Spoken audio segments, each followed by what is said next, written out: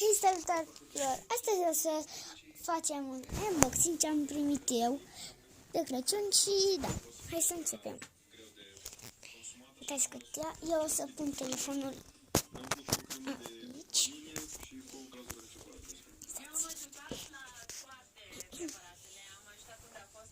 Bine, o să lucrăm pe masă.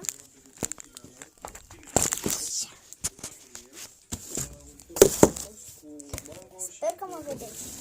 Aceasta este cutia.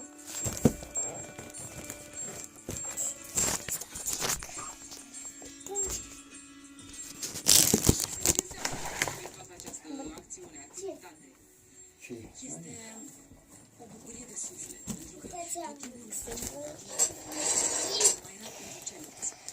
pentru că o să încerc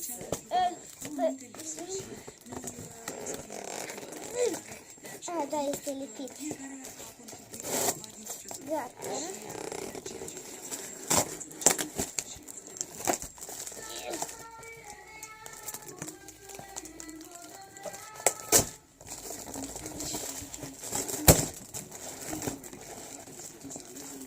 Da, exact.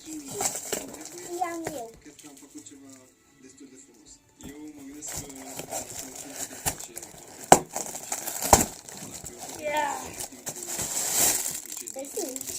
începem să facem același lucru pentru uitați.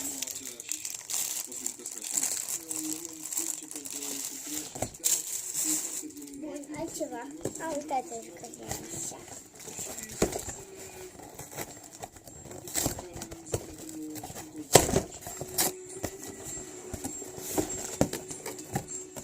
Exact ce știam eu când dă.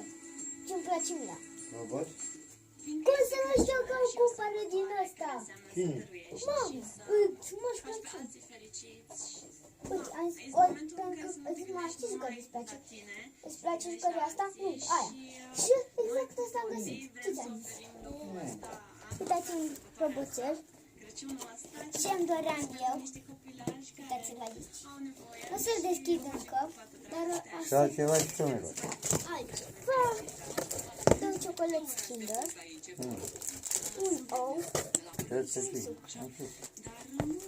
O să le las aici.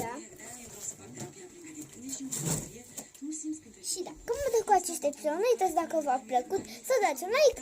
Eu am fost Aniceau și pa, pa!